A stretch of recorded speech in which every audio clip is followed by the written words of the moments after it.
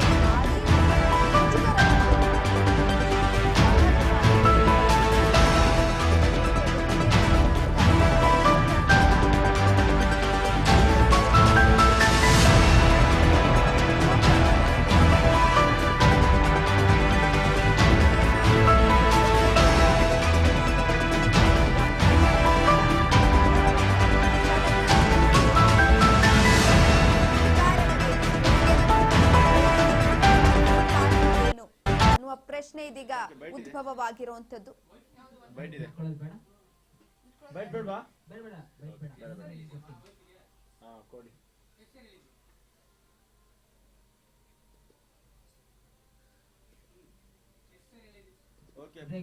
ಮಾಡುವಂತ ಕೆಲಸವನ್ನ ಮಾಡ್ತಾ ಇರೋದು ಇದು ಸರಿಯಲ್ಲ.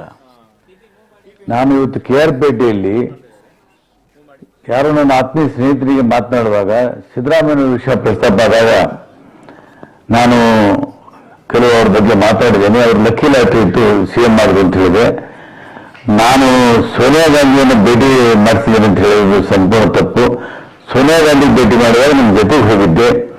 ಅವರು ಸೋನಿಯಾ ಗಾಂಧಿ ಭೇಟಿ ಈ ಸಲ ಬೇಡ ಅಂತ ಹೇಳ್ತಾ ಇದ್ರು. ನಾನೇ ಒತ್ತಾಯ ಮಾಡಿ ಸೋನಿಯಾ ಗಾಂಧಿನ ಭೇಟಿ ಮಾಡಿಸೋಕ್ಕೆ ಹೇಳಿದಾಗ ಹೋದ್ರು. ಅವರೊಬ್ಬ ಮಾಸ್ ಲೀಡರು. ಅವರು ಮುಖ್ಯಮಂತ್ರಿ ಮಾಡುವಂತ ಶಕ್ತಿ ನನಗಿಲ್ಲ.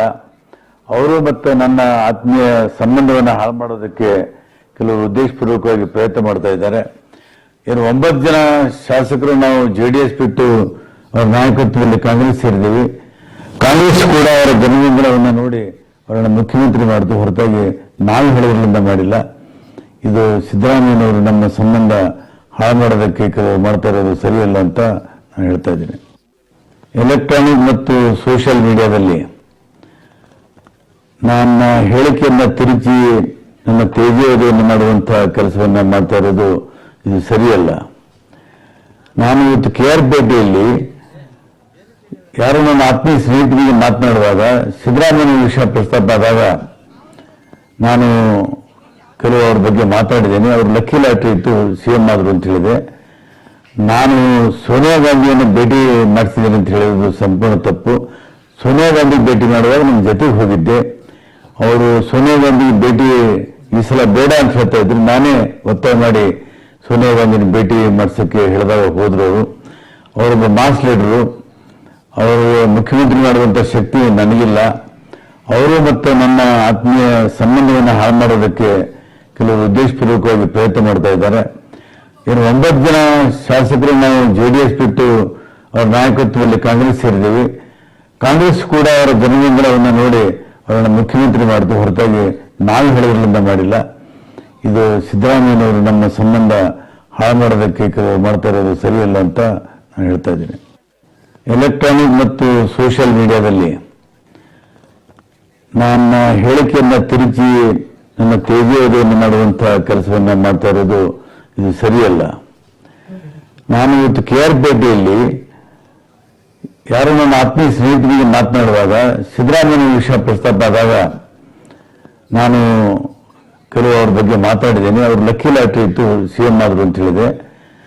ನಾನು ಸೋನಿಯಾ ಗಾಂಧಿಯನ್ನು ಭೇಟಿ ಮಾಡಿಸಿದ್ದೇನೆ ಅಂತ ಹೇಳೋದು ಸಂಪೂರ್ಣ ತಪ್ಪು. ಸೋನಿಯಾ ಗಾಂಧಿ ಭೇಟಿ ಮಾಡುವಾಗ ನನ್ನ ಜೊತೆಗೆ ಹೋಗಿದ್ದೆ. ಅವರು ಸೋನಿಯಾ ಗಾಂಧಿ ಭೇಟಿ ಈ ಸಲ ಬೇಡ ಅಂತ ಹೇಳ್ತಾ ಇದ್ರು. ನಾನೇ ಒತ್ತಾಯ ಮಾಡಿ ಸೋನಿಯಾ ಗಾಂಧಿನ ಭೇಟಿ ಮಾಡಿಸೋಕ್ಕೆ ಹೇಳಿದಾಗ ಹೋದ್ರು. ಅವರೊಬ್ಬ ಮಾಸ್ ಲೀಡರು, ಅವರು ಮುಖ್ಯಮಂತ್ರಿ ಮಾಡುವಂಥ ಶಕ್ತಿ ನನಗಿಲ್ಲ. ಅವರು ಮತ್ತು ನನ್ನ ಆತ್ಮೀಯ ಸಂಬಂಧವನ್ನು ಹಾಳು ಮಾಡೋದಕ್ಕೆ ಕೆಲವರು ಉದ್ದೇಶಪೂರ್ವಕವಾಗಿ ಪ್ರಯತ್ನ ಮಾಡ್ತಾ ಇದ್ದಾರೆ. ಏನು 9 ಜನ ಶಾಸಕರು ನಾವು JDS ಬಿಟ್ಟು ಅವರ ನಾಯಕತ್ವದಲ್ಲಿ ಕಾಂಗ್ರೆಸ್ ಸೇರಿದ್ದೀವಿ. ಕಾಂಗ್ರೆಸ್ ಕೂಡ ಅವರ ಜನಬೆಂಬಲವನ್ನು ನೋಡಿ ಅವರನ್ನು ಮುಖ್ಯಮಂತ್ರಿ ಮಾಡಿತು, ಹೊರತಾಗಿ ನಾವು ಹೇಳೋದ್ರಿಂದ ಮಾಡಿಲ್ಲ. ಇದು ಸಿದ್ದರಾಮಯ್ಯನವರು ನಮ್ಮ ಸಂಬಂಧ ಹಾಳು ಮಾಡೋದಕ್ಕೆ ಕೆಲವರು ಮಾಡ್ತಾ ಇರೋದು ಸರಿಯಲ್ಲ ಅಂತ ನಾನು ಹೇಳ್ತಾ ಇದ್ದೀನಿ. ಎಲೆಕ್ಟ್ರಾನಿಕ್ ಮತ್ತು ಸೋಷಿಯಲ್ ಮೀಡಿಯಾದಲ್ಲಿ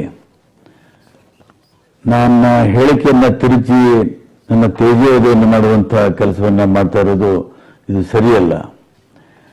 ನಾನು ಇವತ್ತು KR-ಪೇಟೆಯಲ್ಲಿ ಯಾರೋ ನನ್ನ ಆತ್ಮೀಯ ಸ್ನೇಹಿತರಿಗೆ ಮಾತನಾಡುವಾಗ ಸಿದ್ದರಾಮಯ್ಯ ವಿಷಯ ಪ್ರಸ್ತಾಪ ಆದಾಗ ನಾನು ಕೆಲವು ಅವ್ರ ಬಗ್ಗೆ ಮಾತಾಡಿದ್ದೇನೆ. ಅವರು ಲಕ್ಕಿ ಲಾಟ್ರಿ ಇತ್ತು, CM ಆದರು ಅಂತ ಹೇಳಿದೆ. ನಾನು ಸೋನಿಯಾ ಗಾಂಧಿಯನ್ನು ಭೇಟಿ ಮಾಡಿಸಿದ್ದೇನೆ ಅಂತ ಹೇಳಿರೋದು ಸಂಪೂರ್ಣ ತಪ್ಪು. ಸೋನಿಯಾ ಗಾಂಧಿ ಭೇಟಿ ಮಾಡುವಾಗ ನನ್ನ ಜೊತೆಗೆ ಹೋಗಿದ್ದೆ.